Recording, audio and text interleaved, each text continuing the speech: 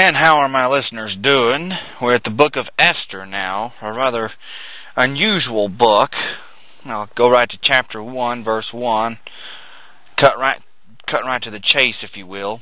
Now it came to pass in the days of Ahasuerus, this is the Ahasuerus which reigned from India even unto Ethiopia, over 120 provinces, that in those days when the king Ahasuerus sat on the throne of his kingdom, which was in Shushan the palace, in the 3rd year of his reign, he made a feast unto all the princes and his servants. Notes. Well, Ahasuerus is a kingly title and could have applied to several individuals, and I do think it may have. But the Book of Esther presents to the reader the captives of Israel scattered among the Gentiles under the just judgment found in Hosea chapter 1 verse 9, but yet they're cared for and loved by God. Now, being a low Ami, he could not publicly recognize them. That recognition could only be given to the Gentile to whom the Lord had committed supreme power over to. Without revoking the judgment pronounced through Hosea, the Lord secretly watched over them, and without displaying himself, he shaped public affairs in their interest.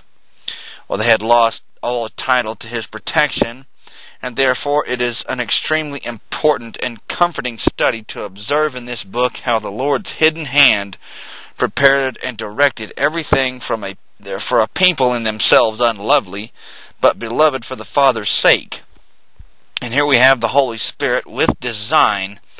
He's very careful not to let the name of God even appear in this book, not one single time, though it does lie very, very concealed in the Hebrew text. You have to know how to look for it. But anyways, as well, the absence thereof of that name is a great encouragement to faith. For the argument and the lesson which its omission conveys is that behind the invisible events of history, there is an almighty and faithful love that cherishes and protects the broken and scattered people of God. Okay? You can check it for yourself. This book has absolutely no mention of God at all, but you have to be careful to look for it in the Hebrew text. Okay? And here we are, verse 3, continuing. The power of Persia and Media, the nobles and princes of the provinces being before him. Notes. Well, I'm finishing the other portion of verse 3, but anyways, he was the master of the world of that day. This position was given to him by God, even though he really did not recognize such. Kind of like the demon power that actually helped Alexander the Great in his military conquest. But anyways, verse 4. When he showed the riches of his glorious kingdom and the honor of his excellent majesty many days, even 180 days, when these days were expired, the king made a feast unto all the people who were present in Shushan the palace, both unto the great and the small, 7 days in the court of the garden of the king's palace. Notes. Now, many people believe that this particular Ahasuerus was named Xerxes, and this festivity did last for quite a while, almost half a year. But from verse 9, we gather that this was a feast for men only. Okay? So pay close attention. Verse 6. Where were white, green, and blue hangings fastened with cords of fine linen, and purple of silver rings, and pillars of marble. The beds were of gold and silver upon a pavement of red and blue and white and black marble. Notes. Well, no doubt this was a mosaic pavement of 4 different colors, and no doubt it was quite striking to be stepping on such beautiful colors. Verse 7. And they gave them drink in vessels of gold, for the vessels being diverse one from another, and royal wine in abundance according to the state of the king. And the drinking was according to the law, none did compel, for so the king had appointed to all the officers of his house that they should do according to every man's pleasure. Notes. Well, for this particular feast, the men could drink or not drink. It was their choice, not a big deal. Verse 9. Also, Vashti the queen made a feast for the women in the royal house which belonged to King Ahasuerus. Notes. Well, evidently this feast right here, we have two feasts, and evidently this one in verse 9 is for women, but we also have a feast for the men. Okay, I just covered that in verse 5. Look at verse 5 and look at verse 9, you'll see the contrast. Verse 10.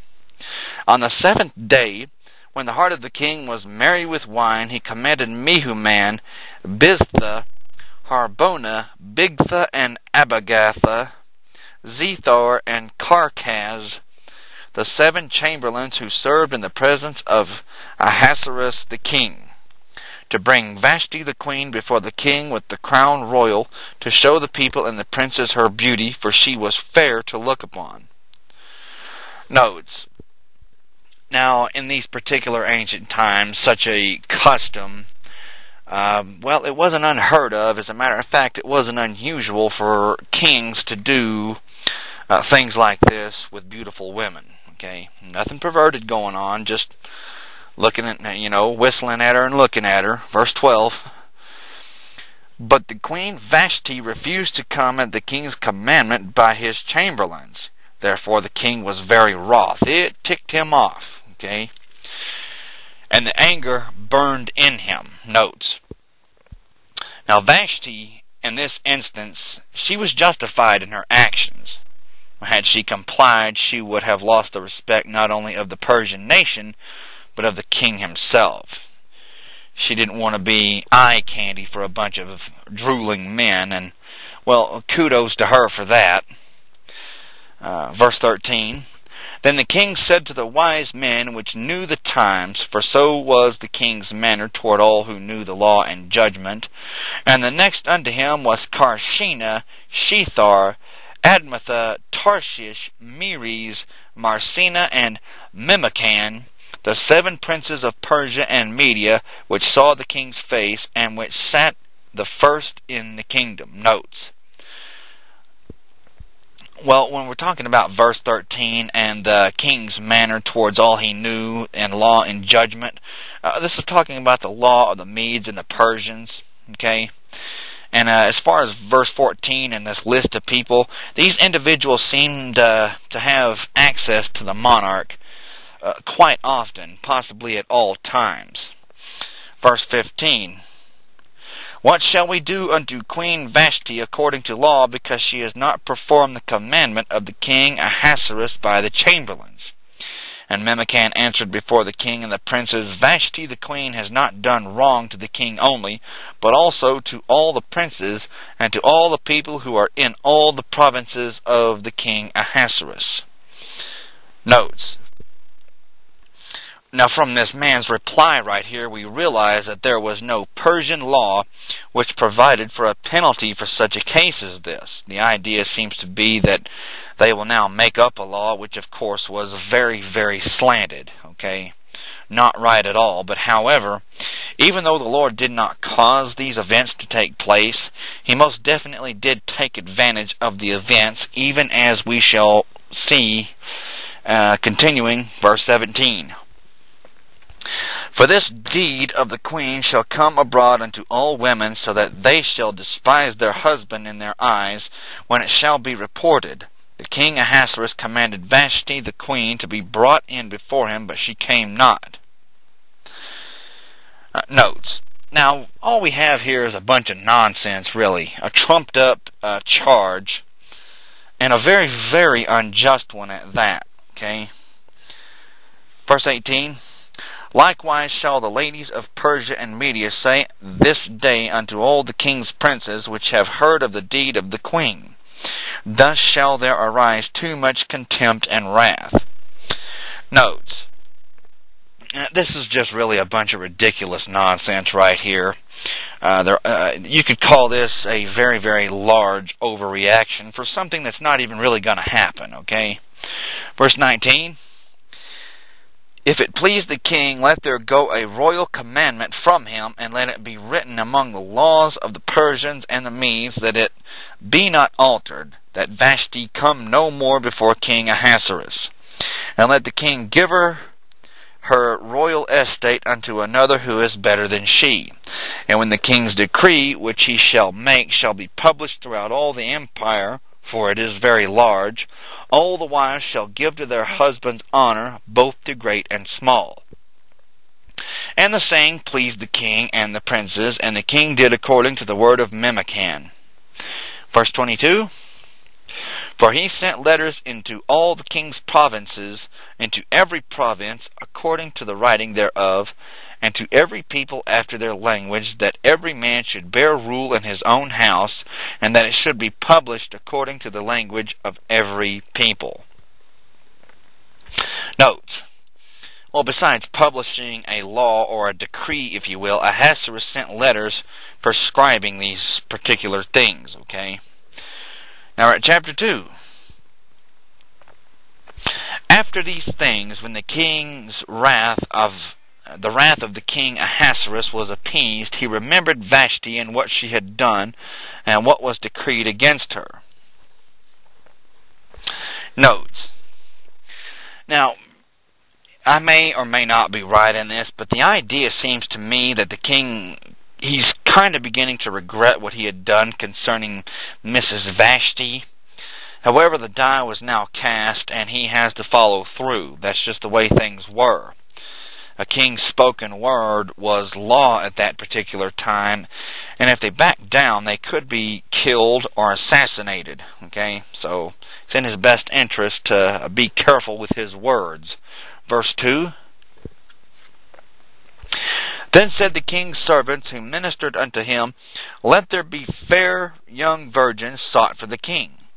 And let the king appoint officers in all the provinces of his kingdom, that they may gather together all the fair young virgins unto Shushan the palace, to the house of the women under the custody of Hegi the king's chamberlain, keeper of the women, and let their things for purification be given them.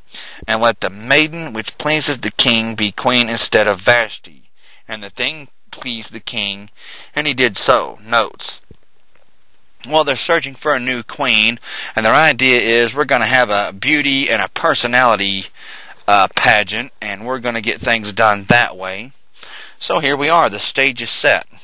Verse 5, Now in Shushan the palace there was a certain Jew whose name was Mordicai, the son of Jair, the son of Shimei, the son of Kish, a Benjaminite. Notes. Mordecai is a key player in this story, and he was with Nehemiah, an exile in Shushan, and he held a high position in the palace. And at the same time, Daniel was exiled in Babylon, about 200 miles due west of Shushan, with Ezekiel exiled in some other part of Babylon, of which the exact location is really not known. We have a bunch of godly people around these kings and queens. Very, very interesting. Verse 6, Who had been carried away from Jerusalem with the captivity, which had been carried away with Jeconiah king of Judah, whom Nebuchadnezzar the king of Babylon had carried away. Notes. Well, this right here is the second deportation, which took place in 597 BC. The first deportation took place in 605 BC when Daniel was deported. Okay, and the third one took place in 586 BC, and Jerusalem was then burned and the temple completely destroyed, all under the hands of Nebuchadnezzar. Okay. Verse 7, And he who was Mordecai brought up Hadassah, which is her Hebrew name, that is Esther, his uncle's daughter, for she had neither father nor mother, and the maid was fair and beautiful, whom Mordecai, when her father and mother were dead, took for his own daughter. Notes. Now, not perhaps by a formal adoption, but by taking her to live with him and treating her as if she had been his own child. And from this we know that the man was kindly and very benevolent. We will pick up in chapter 2, verse 8 of Esther. Thank you, and God bless.